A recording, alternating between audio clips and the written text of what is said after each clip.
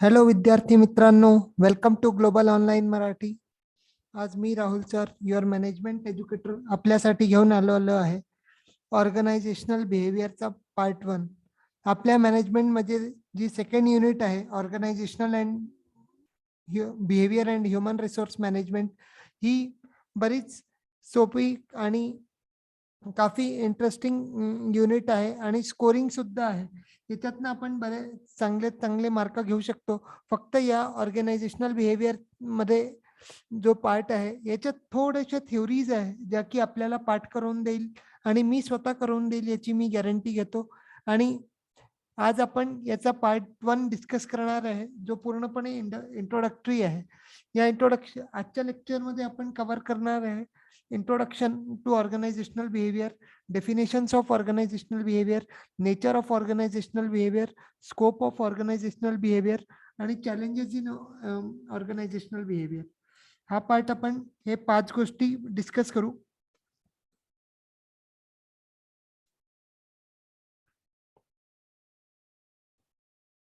चला सुरू करूया. आपण ऑर्गनायझेशनल बिहेवियर काय असतं.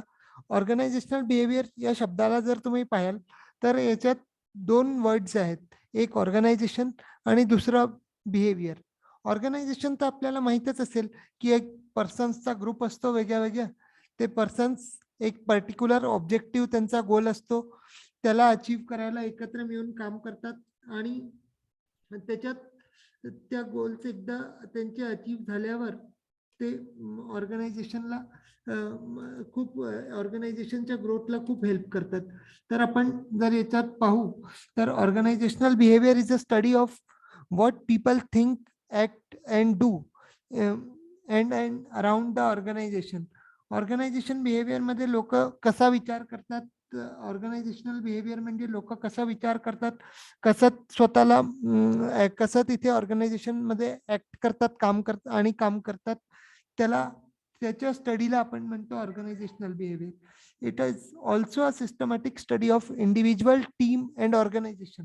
ऑर्गनायझेशनल बिहेवियर मध्ये कधी 3 गोष्टी येतात, एक तर टीम टीम येईल, इंडिव्हिज्युअल येईल आणि ऑर्गनायझेशनल येईल. ऑर्गनायझेशन कम्प्लीट येईल. Organizational behavior is a set of tools that allows the people to understand, analyze, and describe the behavior of organization. म्हणजे इथे काय काय करू आपण, एक पीपलला स्टडी करू, ग्रुपला स्टडी करू आणि टीमला स्टडी करू. जे आपला it helps to improve, enhance the change. Time to time असं होतं की ऑर्गनायझेशन मध्ये वेगळ्या वेगळ्या मॉडर्न टेक्नॉलॉजीज येतात.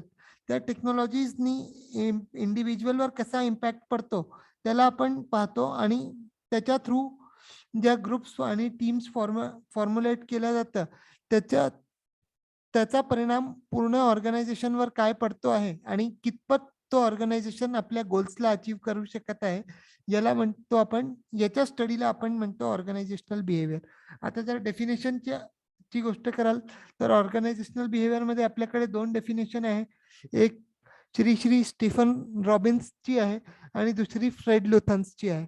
Organisational behaviour is the field of study that investigates the impacts that individual groups and structure have on the behavior within the organization for the purpose of applying each knowledge towards the improving and organizational effectiveness.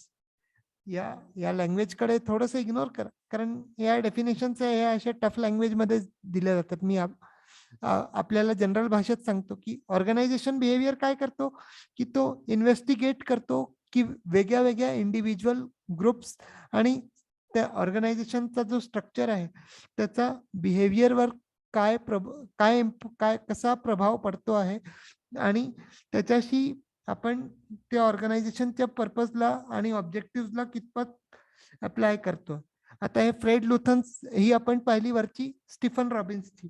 आता हे Fred लुथन्स काय म्हणतात की यांचं असं म्हणणं आहे की ऑर्गनायझेशनच्या बिहेवियरला आपण प्रिडिक्ट करू शकतो आणि मॅनेज करू शकतो. कोणाच्या बिहेवियरला मॅनेज करू शकतो? आपल्या स्वतःच्या ह्युमन बिहेवियरच्या कुठे मॅनेज करू शकतो? ऑर्गनायझेशन मध्ये मॅनेज करू शकतो. आता आपण जर नेचर ऑफ ऑर्गनायझेशन मध्ये पाहू तर इथे आपल्याला वेगळे वेगळे पॉइंट्स मिळतील.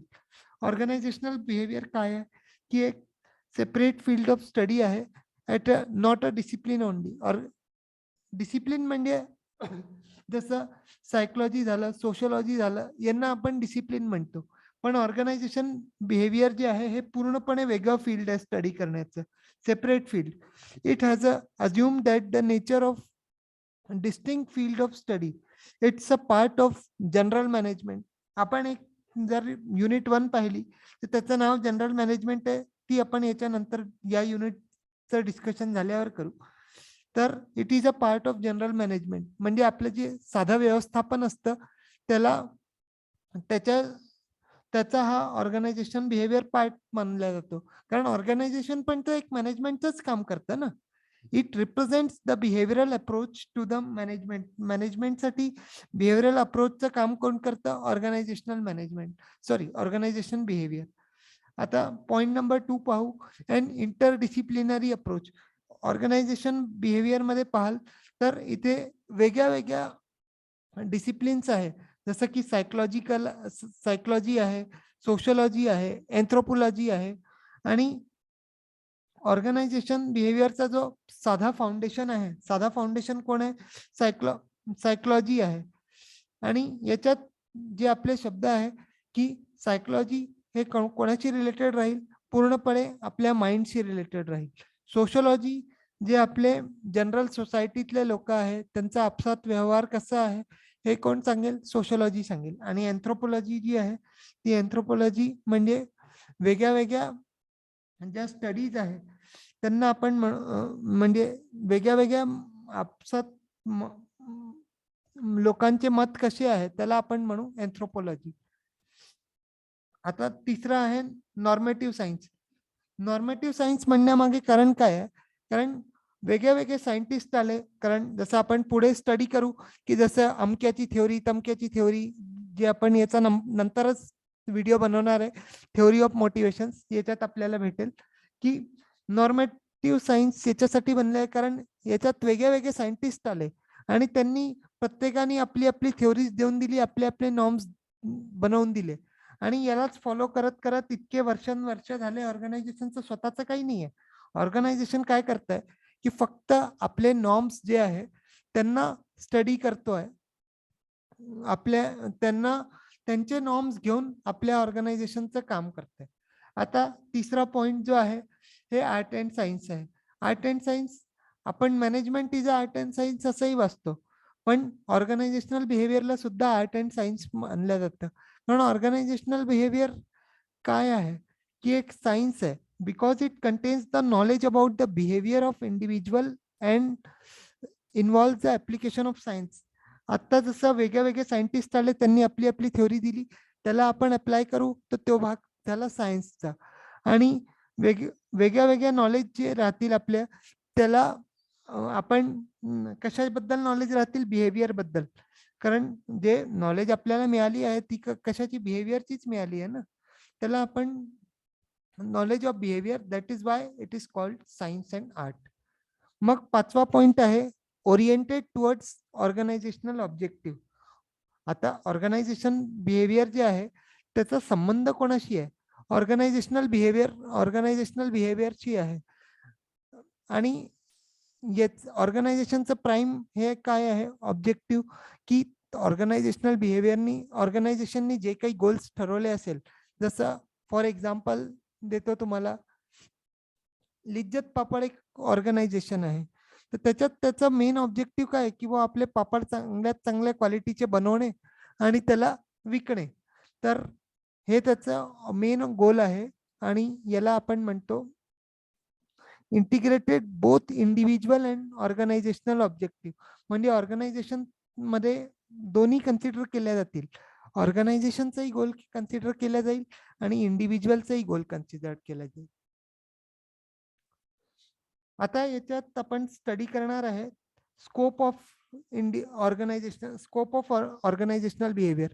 याच्यात आपल्याला कुठलाही टॉपिक आपण शिकतो, जनरल मॅनेजमेंट म्हणा, ह्युमन रिसोर्स मॅनेजमेंट म्हणा, ऑर्गनायझेशनल बिहेवियर म्हणा, फायनान्शियल मॅनेजमेंट म्हणा, त्याच्यात स्कोप म्हणजे काय? त्या युनिटचा जो सिलेबस आहे बेसिकली त्याला स्कोप म्हटलं जातो. आता जसं आपण इथे वाचू पलीकडे, की जसं लर्निंग झालं, मोटिवेशन झालं, अजून मग पर्सनॅलिटीज झालं, individual behaviour, group behaviour, interpersonal behaviour, transactional behaviour, group dynamics, हे काय आहे? हे या युनिटचे सब टॉपिक्स आहे, म्हणजे सब कंटेंट्स आहे. पण त्याच्या आधी याच्यात 4 एलिमेंट्स आहे ऑर्गनायझेशनल बिहेवियरशी संबंधित, जे की आहे PSTS. याला असं लक्षात ठेवायचं, पीपल, स्ट्रक्चर, टेक्नॉलॉजी आणि सोशल सिस्टम. सगळ्यात पहिले कोण आले? लोक आले. पीपल, स्ट्रक्चर, लोकांनी काय केलं? आपला स्ट्रक्चर बनवलं. मग त्या स्ट्रक्चरला सपोर्ट करायला काय आलं? टेक्नॉलॉजी आली. आणि टेक्नॉलॉजी नी कशाचा उद्धार झाला? सोसायटीचा उद्धार झाला, म्हणजे social system. People, structure, technology, social system, हे 4 आपण वर्ड जे आहे हे लक्षात ठेवा, कारण पेपरमध्ये असा ऑड वन आउट क्वेश्चन विचारला जातो की which one of the following is not under the which one of the following element is not under the scope of organisational behaviour. तर हे 4 पैकी जो नसेल, या 4 शिवाय जर तुम्हाला 5वा शब्द दिसला तर त्याला आपण स्कोपमध्ये कुठल्याही हालतीत कन्सिडर करणार नाही, आणि त्यालाच आपल्याला मार्क करायचं आहे. हे 4 दिसले किंवा हे 3 दिसतील आणि ऑल ऑफ द अबाव दिसेल, पण क्वेश्चनचा सेन्स पॉझिटिव्ह असला पाहिजे, तर आपण त्याला मार्क करू all of the above. Okay, मी क्वेश्चन्सही आणेल याच्यावर, काळजी नका करू. आता एलिमेंट्सला आपण डिस्कस करून घेऊ. पीपल म्हणजे काय? की पीपल जो लोक जे आहे ते कोणतं सिस्टम डेव्हलप करतील? Internal social system of the organisation. ज्याच्यात कोण राहील? इंडिव्हिज्युअल्स राहतील, ग्रुप्स राहतील आणि ह्युमन. ते काय करतील की वेगळे वेगळे चेंजेस करतील, ज्याने की ऑर्गनायझेशनला एव्हरीडे आपल्या फंक्शन्सला सपोर्ट करण्यात हेल्प होईल. मग पॉइंट नंबर 2 आहे स्ट्रक्चर. स्ट्रक्चर म्हणजे काय? की आपसात संबंध कसे आहे पीपलचे इन लोकांचे आपसात संबंध कसे आहे? लोकांना वेगळ्या लोकांना वेगळे रोल्स आणि अथॉरिटीज दिल्या जातील आणि त्यांचा इतरांसोबत वेगळा रिलेशन राहील. याला आपण काय म्हणू? हा झाला स्ट्रक्चरचा डिस्क्रिप्शन. आता तिसरा पॉइंट आहे टेक्नॉलॉजी. टेक्नॉलॉजी ही कशाशी संबंधित राहील? फिजिकल आणि इकॉनॉमिकल कंडिशन्स ज्याच्यात लोक काम करून राहिले. Day by day technology change होत जाते. पहिले आपण ऑफलाईन शिकायचो, आता आपण ऑनलाईन शिकतोय. तर आपल्या फिजिकल कंडिशन्स तर चेंज झाल्या ना. आता कुठे तुम्हाला कॉलेजमध्ये जावं लागतं, आणि हे इकॉनॉमिकलच आहे. आपला जो प्लॅटफॉर्म आहे ग्लोबल ऑनलाईन मराठी, त्याच्यात आपल्याला आउट ऑफ म्हणजे ऑफलाईनच्या कंपॅरिझन मध्ये फार कमी याच्यात आपल्याला शिक्षण मिळून राहिलं, कोचिंग मिळून राहिलं आहे. तर म्हणून जिथे लोक काम करतात त्याच्या टेक्नॉलॉजीच्या ऍडव्हान्समेंटमुळे ही टेक्नॉलॉजी जो फॅक्टर आहे तो ऑर्गनायझेशनल बिहेवियरच्या स्कोपला स्टडी करण्यात खूप हेल्प करतो. आणि चौथा पॉइंट आहे social system. It provides the external environment in which organization operates, and organizational cannot give everything, and therefore there are many other organizations in these organizational influences each other. आता एक एकटा organisation पूर्ण जगभरात तर राहणार नाही. वेगळ्या गोष्टींसाठी वेगळे ऑर्गनायझेशन्स राहतील. तर त्याच्यात आपल्याला म्हणून, आणि हे दोन्ही वेगळे जे ऑर्गनायझेशन्स आहे, सपोज हा ऑर्गनायझेशन एक आहे, ए आहे, आणि हा बी आहे, तर हे ए आणि बी चं वर्किंग जे आहे ते एकमेकाला अफेक्ट करेल. नंतर स्कोप ऑफ ऑर्गनायझेशनल बिहेवियर, याच्या आधी आपण एलिमेंट्स वाचले, आणि आता जे मेन पार्ट आहे इंडिव्हिज्युअल बिहेवियर स्कोपचा, तो आपण डिस्कस करत आहे. त्याच्यात पहिला आपल्याकडे आहे इंडिव्हिज्युअल बिहेवियर, इंटरपर्सनल बिहेवियर आणि ग्रुप बिहेवियर. हे 3 टॉपिक्स जे आहे हेच या युनिटचा ऑर्गनायझेशनल बिहेवियरचा बेस निर्माण करतात. आता इंडिव्हिज्युअल बिहेवियर म्हणजे काय? की एक एकटा माणूस कसा बिहेव करतो याला म्हणतात इंडिव्हिज्युअल बिहेवियर. मग इंटरपर्सनल बिहेवियर म्हणजे काय, की दोन माणसं आपसात कसे बिहेव करून राहिले, सपोज मॅनेजर आणि सबऑर्डिनेट आहे, ते आपसात कसं बिहेव करतात याला आपण म्हणतो इंटरपर्सनल बिहेवियर. आणि तिसरं आहे ग्रुप बिहेवियर, एकत्र ग्रुपमध्ये की आपसात 4-5 लोकांचा ग्रुप आहे, ते आपसात कसं बिहेव करतात त्याला आपण म्हणतो ग्रुप बिहेवियर. आता आपण लास्ट टॉपिक आजच्या व्हिडिओचा पाहणार आहे, की चॅलेंजेस आणि अपॉर्च्युनिटीज ऑफ ऑर्गनायझेशन बिहेवियर काय काय आहे. तर याच्यात आपल्याकडे बरेचसे चॅलेंजेस येतात, की पॉइंट नंबर 1 जसा आहे, की एन्हान्सिंग द क्वालिटी अँड प्रोडक्टिव्हिटी. आता प्रत्येक ऑर्गनायझेशनचे आपल्या गुड्स प्रोज आणि कॉन्स असतात. तर त्याच्यासाठी आजच्या ऑर्गनायझेशनला जर मार्केटमध्ये सस्टेन करायचं आहे, तर त्याला आपली क्वालिटी वाढवणं, क्वालिटी चांगल्यात चांगली देणं भाग आहे. आणि नुसती क्वालिटी चांगली देऊन नाही होणार. त्याच्यासाठी काय करावं लागेल, प्रोडक्टिव्हली काम करावं लागेल. तर ऑर्गनायझेशनल बिहेवियरचं जर पॉझिटिव्ह बिहेवियर असेल, तर ऑर्गनायझेशनमध्ये प्रोडक्टिव्हिटी आणि क्वालिटी चांगली राहील. हेच जर बिहेवियर ऑर्गनायझेशनमध्ये निगेटिव्ह बिहेवियर असेल, तर जी क्वालिटी आहे ती तेवढी चांगली राहणार नाही. मग सेकंड पॉइंट आपल्याकडे आहे, working with people of different cultures. वेगळ्या वेगळ्या कल्चरचे वेगळे लोक राहतील, त्यांच्यासोबत आपल्याला जर काम करायचं आहे, तर ते एक फार चॅलेंजिंग असतं. म्हणजे सपोज तुमच्या आपण इथे महाराष्ट्रात आहे, उद्या जर तुम्हाला पंजाबच्या एखाद्या ऑर्गनायझेशनमध्ये पाठवलं किंवा वेस्ट बेंगॉलच्या ऑर्गनायझेशनमध्ये पाठवलं, तिथे तर भाषाही वेगळी, लोकही वेगळे, तर तशासाठी सोबत आपल्याला ऍडजस्ट व्हायला तर वेळ लागेल ना. आपण कसं ऍडजस्ट करणार? तिथे आपलं तिथल्याप्रमाणे जर आपल्याला बिहेवियर शिकायचं आहे, तर थोडासा वेळ लागतो. म्हणून हे चॅलेंजिंग असतं. थर्ड पॉइंट आहे, improving the skills of people. आता आज आपण या गोष्टी शिकून राहिलो, तर आपल्याला स्किल्सला डेव्हलप करणं फार गरजेचं आहे. म्हणजे वेगळ्या स्किल्स हळूहळू आपण शिकू आणि त्याला इम्प्रूव्ह करू. कारण आज जर प्रायव्हेट सेक्टरमध्ये जाल तुम्ही, तर प्रायव्हेट सेक्टरमध्ये सगळं स्किल बेस्ड जॉब आहे. आणि इवन की आता स्वतः आपण सेटची परीक्षा देत आहे, सेट क्लिअर करून आपल्याला असिस्टंट प्रोफेसर बनायचं आहे. आता मी पण तुमच्यासारखाच नवीन आहे, मलाही अजून स्किल्स चांगल्यात चांगले डेव्हलप करायचे आहे. तर आपण वेगळ्या स्किल्सला डेव्हलप करतो, हे आपल्यासाठी आपल्या बिहेवियरला इम्पॅक्ट करतं. म्हणून हे चॅलेंजिंग असतं. फोर्थ पॉइंट आहे, एम्पॉवरिंग पीपल. फॉर एक्झाम्पल, याच्यात आपण आत्ताचाच रिझल्ट घेऊ. सेटची परीक्षा जेव्हा झाली, त्याच्यानंतर जो रिझल्ट लागला, त्याच्यात काही लोक पास झाले, पण काही लोक बॅक राहिला. तर जे बॅक राहिला त्यांना तर आपल्याला एम्पॉवर करणं भाग आहे ना, की बाबा रे, होतं आयुष्यात. हे जर आपल्याला चांगल्यात चांगलं करायचं आहे, तर आपल्याला थोडीशी मेहनत करू. काय सांगता येतं की पुढच्या आयटम मध्ये आपल्या एका झटक्यात क्लिअर होऊन जाईल. मग पाचवा पॉइंट आहे, स्टिम्युलेटिंग इनोव्हेशन अँड चेंज. आपण जसं मागे इथे स्कोप मध्ये पाहिलं होतं, की जो थर्ड पॉइंट होता, की टेक्नॉलॉजी हळूहळू टाइम टू टाइम टेक्नॉलॉजी ही डायनामिक आहे, चेंजेस होत राहतात. त्याच्याप्रमाणे आपल्या ऑर्गनायझेशनमध्येही आपल्याला इनोव्हेशन आणि चेंज करणं भाग आहे. आता फिफ्थ पॉइंट डिस्कस करू, आयडिया डीलिंग विथ ग्लोबलायझेशन. भूमंडलीकरण सोबत कसं डील करता येईल. कारण इंटरनॅशनली आपल्या ऑर्गनायझेशनचे लोक येणं जाणं करतात, वेगळे प्रकारचे ट्रेड होतात. तर ग्लोबली आपल्याला ग्रोथ जर पाहिजे आहे, तर आपल्याला डेव्हलपमेंट करणं भाग आहे, इम्प्रूव्हमेंट करणं भाग आहे. त्याच्यासाठी ऑर्गनायझेशन बिहेवियरला हे थोडं चॅलेंजिंग असतं. सिक्स पॉइंटचं आहे, इम्प्रूव्हिंग इथिकल बिहेवियर. एथिक्स हे आजच्या ऑर्गनायझेशनमध्ये खूप आवश्यक आहे. तुम्ही ऑर्गनायझेशनमध्ये काम करत आहे, तुमच्यासोबत कोणी व्यवस्थित नाही वागलं किंवा तुम्ही त्याला अपशब्द म्हणून राहिले, हे काही योग्य नाही. कारण हे चांगल्या बिहेवियरचे लक्षणं नाही आहे. इथिक्स बिहेवियर जे आहे, ते बिहेवियर इथिकली पाहिजे, व्यवस्थित वागता आलं पाहिजे. पण एकदम सगळ्यांनाच ही सवय नसते. त्याच्यामुळे हे ऑर्गनायझेशन बिहेवियरचं एक चॅलेंज आहे. आणि जो लास्ट पॉइंट आहे, की इम्प्रूव्हिंग कस्टमर सर्व्हिस.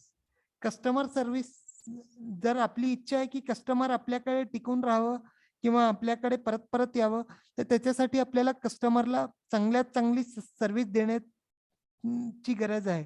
पण एकदम तुम्ही एकचदा कस्टमरला चांगली सर्व्हिस देऊ नाही शकत. त्याच्यासाठी त्याच्यात constant time to time improve करणं आपल्याला गरजेचं आहे. याच्यासोबतच आपण आजचा सेशन एंड करू. Thank you.